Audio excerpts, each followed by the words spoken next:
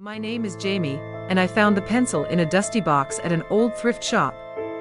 It didn't look special, just a plain, wooden pencil with a faint engraving along its side that read, "Draw Your Dreams." I thought it would be a neat little trinket for my sketchbook, so I bought it without a second thought. That night, I decided to test it out. As soon as I touched the pencil to paper, it glided effortlessly, smoother than any pencil I'd ever used. I sketched a small flower at first, and to my surprise, the drawing seemed to move. The petals swayed, and the leaves rustled as if caught in a gentle breeze. I blinked hard, thinking it was just my tired eyes playing tricks on me. The next day, I drew a bird. The moment I finished, it seemed to ruffle its feathers and take a tiny hop forward. Fascinated, I kept drawing trees, rivers, mountains, and each illustration came to life, right there on the page. It felt magical, like I had discovered some hidden power. I was so consumed with excitement that I didn't notice the fine, gray ash that started to coat my desk. Then I decided to draw a person. I sketched a girl I had a crush on, Katie. As I added the finishing details, her face on the paper turned towards me, her eyes blinking and her lips twitching as if trying to speak. It was then I noticed something strange. The pencil felt warm in my hand, almost pulsating. That night, I couldn't shake the feeling that I had crossed some line. As I lay in bed, the faint scratching of pencil on paper drifted through the quiet apartment. I went to my desk and saw, with horror, that the pencil was moving on its own. It was drawing. It sketched me. The version of me on the paper was different, twisted. The eyes were sunken, the mouth contorted into a scream. And then, it began to change. My hair fell out in clumps, my skin turned gray and cracked like old paint. I backed away, but the figure on the page seemed to follow me, its limbs stretching and twisting out of the paper.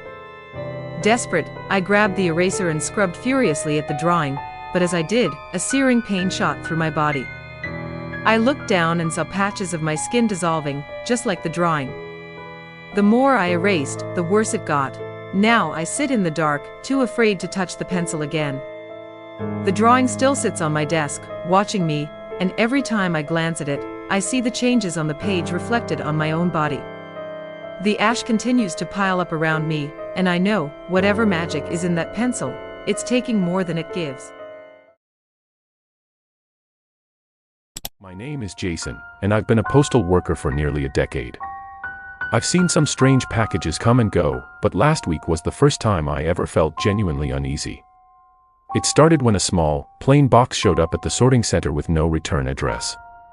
The only thing written on it was my own home address in shaky handwriting. Curiosity piqued, I took it home at the end of my shift. When I opened it, I found nothing but an old key. There was no note, no explanation, just a rusty, ancient-looking key that seemed out of place. I kept it on my kitchen counter, intending to figure it out later, but strange things started happening almost immediately. That night, I heard footsteps outside my front door. When I peeked through the window, no one was there, just a lingering shadow that seemed to shift and change shape in the streetlights. The next day, a letter arrived, unmarked and yellowed with age. Inside was a piece of paper with a simple message, "It's coming." You opened the door. I didn't understand what it meant, but a sense of dread began to creep over me. The following nights were worse. Every time I lay down to sleep, I heard whispers coming from the direction of the key, like a faint voice murmuring just out of reach. My dreams became nightmares filled with dark hallways and locked doors, with the sound of scratching on the other side. 2 days ago, another package arrived, identical to the first. This time, when I opened it, I found an old, leather-bound book with a lock clasped shut. The key fit perfectly, but something in me screamed not to open it. I decided to leave the book unopened on the table and went to bed, hoping this nightmare would end. At exactly midnight, I woke up to a loud bang, like a door slamming open. I rushed to the living room and found the book lying on the floor, open. Pages fluttered as if blown by an unseen wind, and a foul, cold air filled the room. The whispers grew louder, and the shadows in the corners seemed to move closer, reaching for me.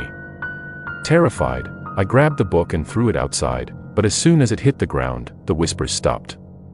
There was silence, until a knock came at my door.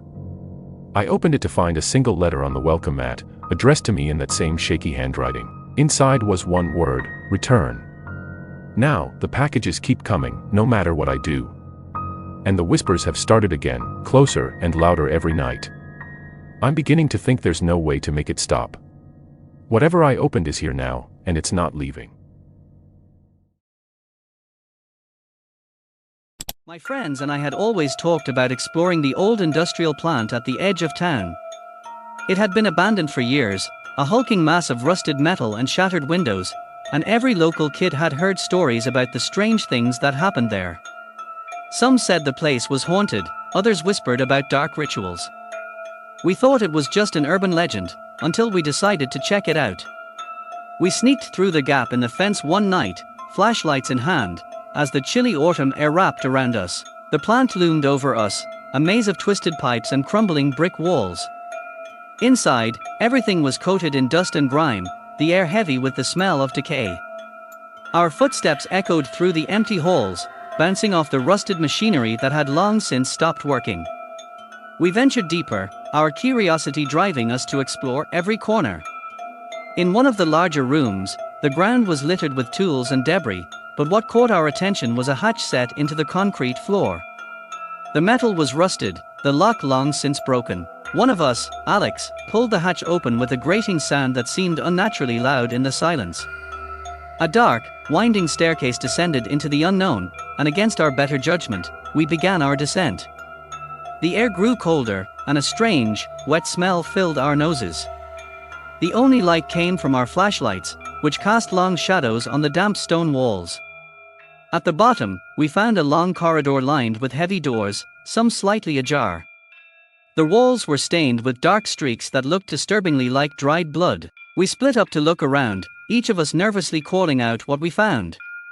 One room was filled with old medical equipment, rusty scalpels, syringes, even an operating table covered in grime.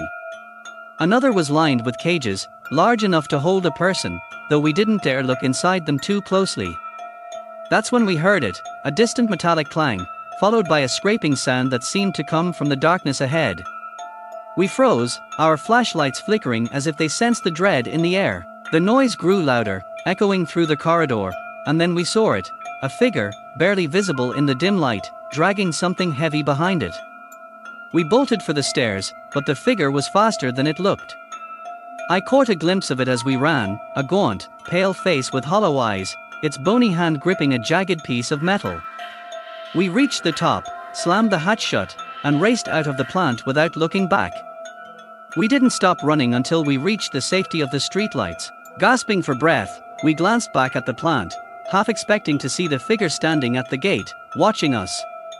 But there was nothing.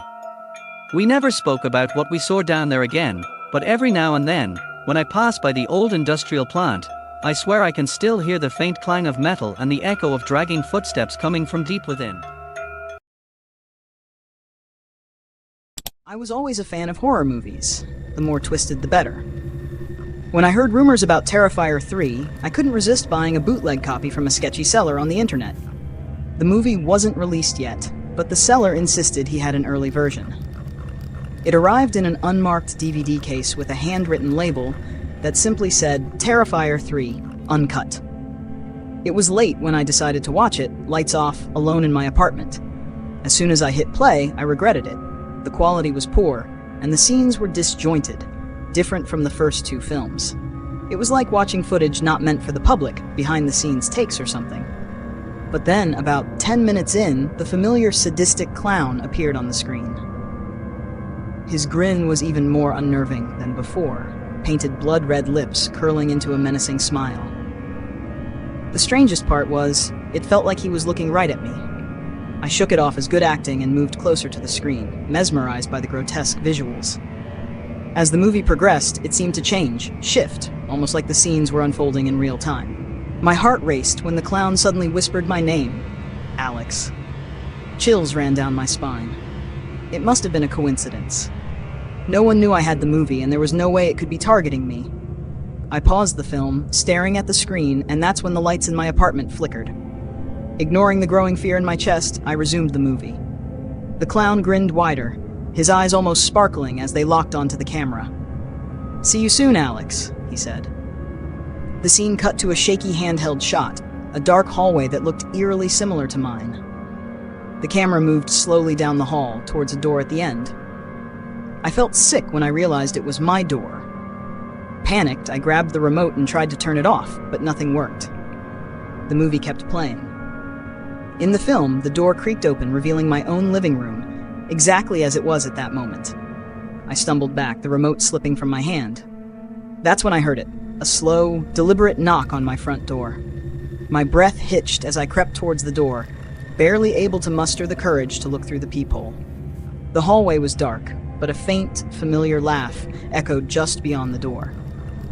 I reached out to touch the handle when suddenly the TV blared static, and the screen showed a close-up of the clown's face, inches away from the camera. He raised a hand to his lips, shushing me, then whispered, "It's not just a movie, Alex." The knocking started again, louder this time. My heart pounded in my ears as I stood frozen in terror, unable to move or breathe. The last thing I remember was the door slowly opening on its own, and the screen cutting to black. This original story captures the unsettling feel of a horror movie encounter gone horribly wrong, inspired by the style of the Terrifier series while staying unique and fresh.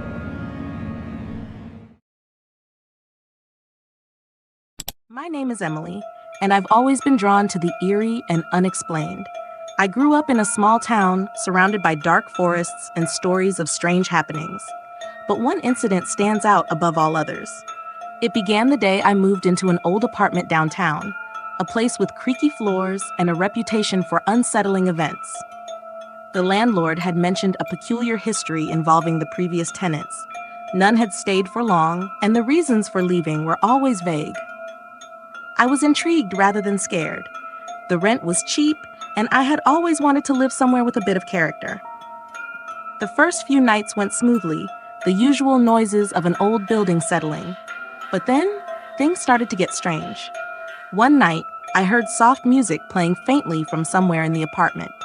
It was an old tune, something from the 1940s, like the kind you'd hear on an ancient record player. I searched every room but found no source for the sound.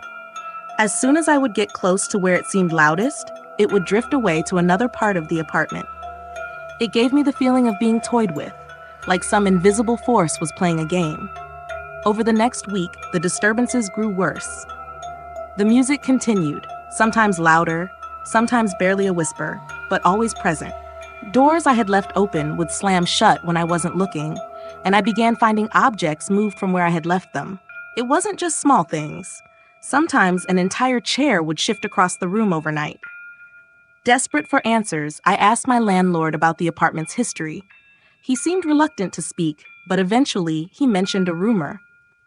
Decades ago, a young woman named Lillian lived there. She had been a jazz singer with dreams of making it big. One night, she was found dead in the apartment, a broken record player beside her. No one knew exactly what happened, but some claimed she had died under mysterious circumstances. The music, it was the same old jazz song that Lillian had once performed, and the closer I listened, the clearer the voice became. It was no longer just a record playing. I could hear the faint, sorrowful lyrics, and there was a desperation in them, like a plea for help. Then came the whispers. Late at night, I could hear a woman's voice murmuring just beyond the walls. "Find me," she'd say, her voice trembling with sadness. One night, as I lay in bed, the music began to blare louder than ever before. The apartment shook, and the whispers turned into desperate cries. The lights flickered and went out, plunging me into darkness.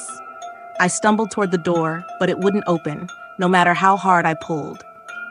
The music and cries reached a deafening crescendo, and then suddenly, everything went silent. When the lights came back on, I found myself standing in the middle of the living room, holding an old photograph I had never seen before. It was Lillian, dressed in a shimmering gown, staring right at me with eyes full of anguish. At the bottom, scrawled in faded ink, were the words, "Help me find peace." That was my last night in the apartment. I moved out the next day, leaving behind whatever haunted secrets lingered there. But sometimes, when I'm alone, I swear I can still hear faint jazz music drifting through the air, calling out to me from a place I dare not return. I'd always thought my grandfather's stories about the magic shoes were just fairy tales. He'd kept them in a dusty old box in the attic, warning me never to touch them. But when he passed away, and I was left to sort through his things, curiosity got the better of me. The shoes were black leather, with a faint sheen and intricate patterns stitched into the sides. They looked old, but perfectly preserved. I didn't believe in magic, so I figured trying them on wouldn't hurt. As soon as I slipped my feet into them, a strange warmth spread through my legs, and I felt a sudden urge to go for a walk. The moment I stood up, the shoes took control. My feet moved on their own, dragging me out of the house and down the street. I couldn't stop. The shoes carried me forward, step by step. They led me to an old part of town I'd never visited before, the streets lined with boarded-up buildings and faded signs. I tried to pull the shoes off, but they wouldn't budge. It was like they were glued to my skin. Panic set in as my feet turned down a narrow alleyway. The deeper I went, the darker it became, the air growing thick with a foul stench. At the end of the alley, there was a small shop I'd never noticed before. The sign above the door read, "Cobblers and Curses." The shoes carried me inside, and the door slammed shut behind me. The room was dimly lit, and an old man stood behind the counter, his eyes dark and sunken. He smiled when he saw me struggling to move. "Ah, I see you found my little creations," he said, voice raspy. "Those shoes belong to a dancer who never left the stage until she wore them out." I begged him to help me to get the shoes off, but he just shook his head. "The shoes choose their owner," he said, "and they've chosen you." Suddenly, my legs started to dance. Not a graceful, elegant dance, but a frantic, jerking motion. My feet moved faster and faster, twisting and spinning in ways that felt like they were tearing me apart. I screamed for help, but the old man just watched with a twisted grin. "You can't stop until they wear out," he whispered. My body ached, my muscles screamed, but the shoes kept moving. I danced until my legs gave out, collapsing on the floor. But even then, my feet kept twitching, trying to continue the cursed dance. As I lay there, exhausted and broken, the shoes finally began to loosen, sliding off my feet on their own. The old man picked them up and placed them back in the box. "Next time, be careful what stories you choose not to believe," he said as I faded into darkness. When I woke up, I was back in my grandfather's attic, the dusty box still sitting there. But the shoes were gone, and my legs felt like they had been shattered. I never found the shop again, and I still hear the faint tapping of dance steps whenever I walk by an empty alley.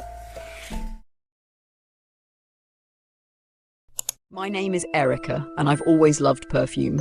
I'd collect different scents, from fruity to floral, to match my mood or outfit. One day I found an odd little shop on the corner of my street that I'd never noticed before. The sign above the door read, "Magnetta's Curiosities." Intrigued, I wandered in, instantly drawn to a display of perfumes in elegant glass bottles. One, in particular, caught my eye, a sleek metallic bottle labelled Magnetique.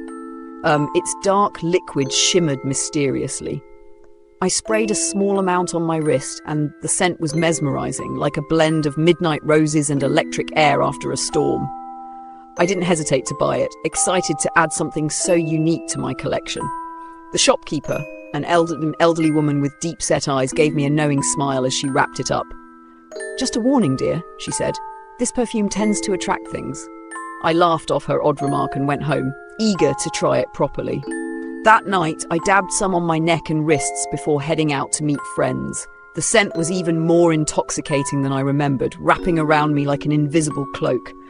I felt confident, magnetic, as if people's eyes were naturally drawn to me.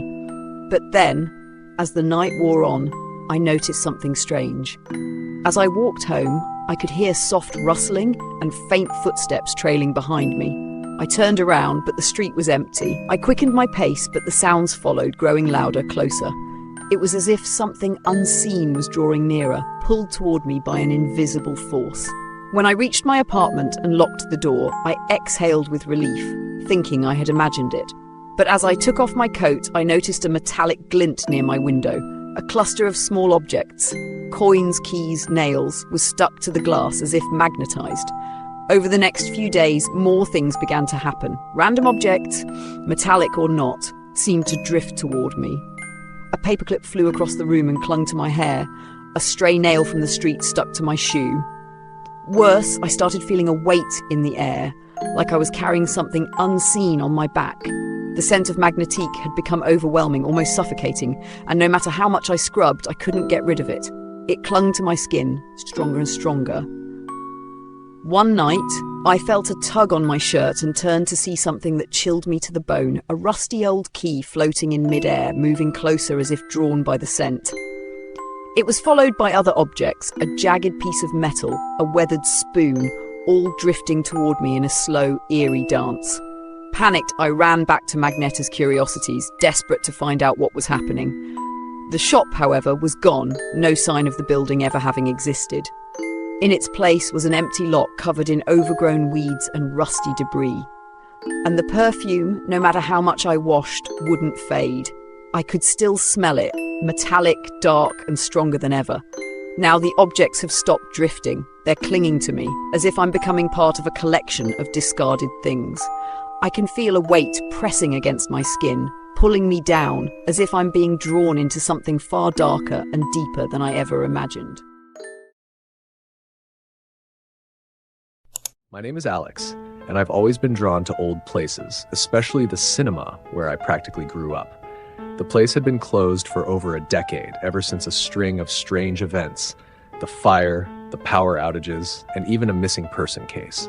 When I heard the old cinema was reopening for a one-night-only screening, I couldn't resist. I had to see it for myself. When I arrived, it was like stepping back in time. The same faded posters, the vintage popcorn machine, and even the red velvet seats seemed untouched. It was almost unsettling how familiar everything was, as if the years hadn't touched it at all. There was no staff around, just a sign that read, "Admit 1" over the entrance to the main theater. Inside, the air felt heavy, thick with a musty scent that clung to the walls. I took a seat near the middle, glancing around to find only a handful of other people scattered throughout the auditorium. The lights dimmed, and the projector flickered to life, casting dancing shadows on the walls. The movie began with a shaky black and white scene of the very theater I was sitting in. The footage showed empty seats, much like the ones around me, but they looked different.